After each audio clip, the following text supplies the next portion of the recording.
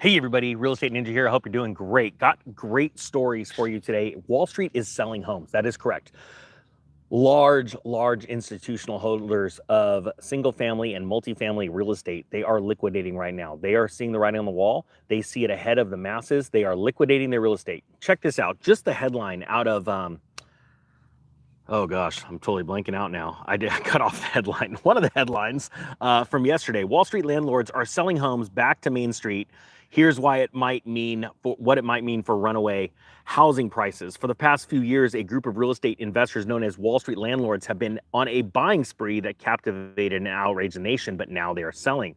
Check this out. This story out of fortune.com. Wall Street is running away from the housing market, but why?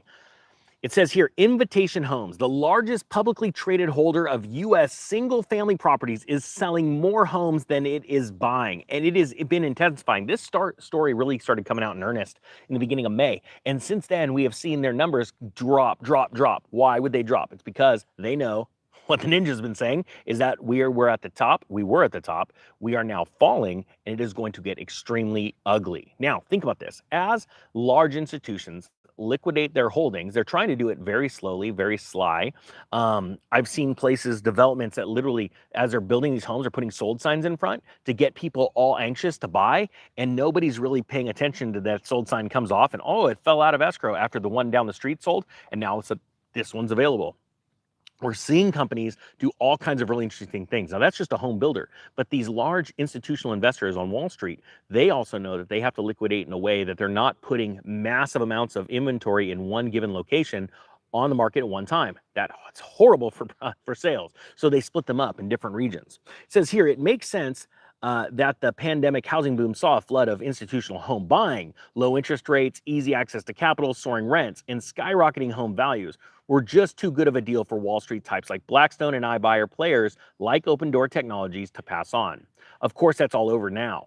Let me stop there and say, institutional home buyers do not buy homes like you and I. They do not go, if they don't have enough money or they want to leverage their money, they're not going out and paying all cash, right? They do, but in a different way. See, when we go and buy a home, we use a mortgage, a loan. We lock the home up in escrow of some sort. We put it under contract, and then we go and apply for a loan, or hopefully we're pre-approved for a loan, and then the loan company makes sure everything's good to go. They give the money to a third party's hands, and they make the transaction happen.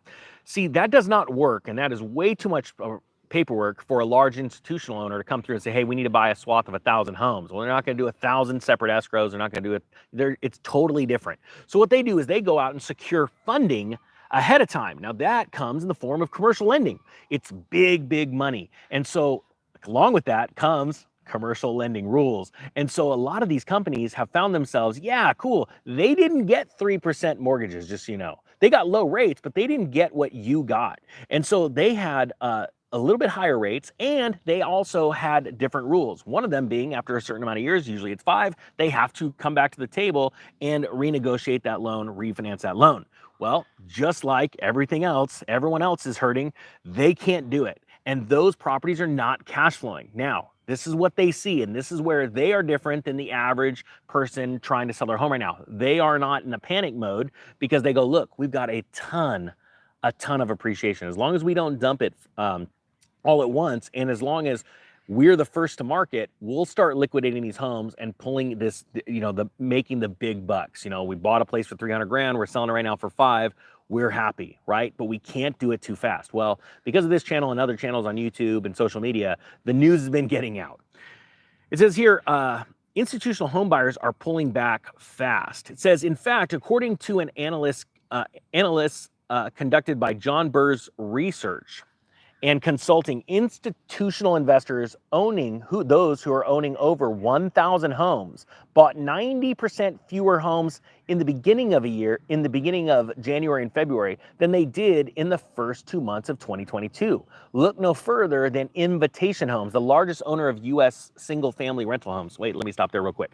I'm putting another group block of 80% off links to the real estate crash course down below in the description, and I'll pin it in the comment section when I'm done here. It'll be $199. You need to understand how easy it is and why you need to be prepared for this. Because as other institutional investors figure out what Invitation Homes are doing, they're going to start moving because you need to be first. It's like Tesla dropping its prices in cars last, what was it, December, before any other car company did. And it still took Tesla 4 price drops and them finally last month to extend financing from 5 years to 7 just to keep selling the cars that they are, okay? Well, in the home side, people understand this as well. It's the exact same thing. Institutional investors understand this.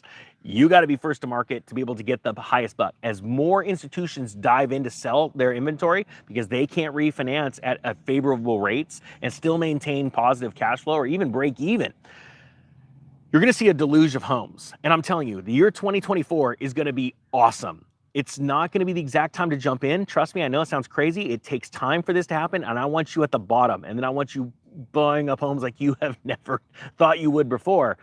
But you have to see these cycles and how they play out, and it gives you so much confidence to be able to buy with conviction. All right, here we go. It says, look no farther to Invitation Homes, the largest owner of U.S. single-family rental homes, which recently became a net seller. In the first quarter of 2023, Invitation Homes bought 194 homes while it sold off 297. Now, their next set of numbers are even better. That's a jarring shift. Just earlier in the first quarter of 2022, Invitation Homes, which Blackstone helped to grow before divesting in 2019, bought 822 single-family homes and sold off only 147. Invitation Homes, which owns 82,000 single-family homes, is no longer on a bang spree. Now, okay, I want this to be type 1 if you were a real estate investor prior to the Great Recession. Type 2 if you didn't buy your first rental property or even your first home until after the Great Recession. And let's put a date on that. Let's put 2011 to 2012. And the reason why is because 2012 was really the true bottom, right? So that was the bottom of the housing market. And the crash started in 2005. So you can see how long that took. Back then, we had institutional buyers of homes. We did not have an institutional home ownership amount from one company to the sum of 82,837 homes. Think about that. An institution, not you, not I, owned those rental properties, was making the profit from those. That is heinous. How did they get that money? From your pension fund. Pretty scary stuff. Pretty scary stuff. And most people just don't understand how that works. So here you have 82,000 homes sucked up into strong hands, institutional hands, non-emotional hands, right? That's gonna put a squeeze on the housing market, isn't it? Sure is. These institutions started buying homes between the years of 2015 and 2016 to give you an idea of how short of a time frame these have been around. All right. Now, at the same time, which is really exciting because of the rental market collapsing because people can't keep up with their rents, especially now that you're about to see student loans implode, right? By December, you're going to see all of that data coming out. You're going to see these people become extremely emotional because they're going to need a bailout pretty soon, and they're going to be dumping homes like you wouldn't believe. And that's why we need to be pre-positioned for that now, because you need so much information and knowledge behind you to be able to back those decisions, to separate either good decisions or bad decisions. Now it says 82,000 homes, right, is no longer on a buying spree, and you could see where they peaked. Now in 2020, this is 2020 right here, where they were starting to buy, and this is, you know, their buys and their sells. You could see where they peaked right here, right in the middle of the pandemic, right at the first of the year, and the last end of the year 2021, first of the year 2022. And now you can see where they're at now, barely buying. All right, now, this I believe is going to go negative, where you are not going to see any purchasing going on except for enough to keep them whole based on their prospectus. All right, every one of these funds has a prospectus, and investors that put money in, they have to do so much. They have to be aggressively buying at the rate of X, and so they will keep that up to keep investor money coming in, also trying to hide the fact that money's, when they put out their quarterly earnings and their annual earnings, what happens is they're able to sell homes and profit from that and boost their balance sheet. Okay, but on the other side, they're going to find it harder and harder to find homes in the interim to cash flow. All right. It says, why are institutional investors like Invitation Homes, which have amassed a portfolio of over 83,000 single-family homes, pulling back so quickly from the housing market? The reason the financial return on each additional home added just isn't that great right now after factoring interest rates, housing prices, and rents. Plus, some big investors think that a national housing price, housing prices, despite jumping a bit in the spring, are poised for another steep downturn, like the ninja. And hey, type 3 if you believe that housing is going to turn down from here till next year. Tell me, type number 4 if you think that it's going to go up. I'm curious what you think. I believe the former. It's going to go down. We're pretty much on pause across the country, across the entire country. Strategist Tejas Joshi, director of single-family residential at Yield Street, which owns over 700 single-family homes, recently told Fortune, "I don't think house prices have bottomed yet. On average, we have another 5% decline nationally." I disagree with that. I think we're going to go way lower because we're going to go higher in mortgage rates. And it'll be vary by market to market. Totally true. Peak to trough, 12 to 15% a national decline. Now, I'll tell you what, when we hit 15%, when we do, because right now we're nationally around 4%. If you take into the fact that we saw home prices increase a little over 1% in June, we're what, at like 2.8, let's say, national median home price drop. That's nothing. But you have to remember too, the velocity, the amount of transactions is nothing. That's the fool's rush in theory. These are 40-year mortgage people. These are people that have no concept. They're chasing FUD, fear, uncertainty, and doubt, and they don't believe they're ever going to be able to afford a house. They are about to get a rude awakening. But it says, check this out. But he says, it isn't just about home prices. Interest rates on floating loans offered to firms like Yield Street are still in the 7 to 8% range. Those high interest rates coupled with frothy home prices mean that buying new single-family rentals don't make a lot of sense right now. So you see right here, the institutional investors are paying high rates. And actually right now with the yields popping up of above 4.1, I believe that you're going to see these guys already in the 8.5 to 9% range for commercial paper.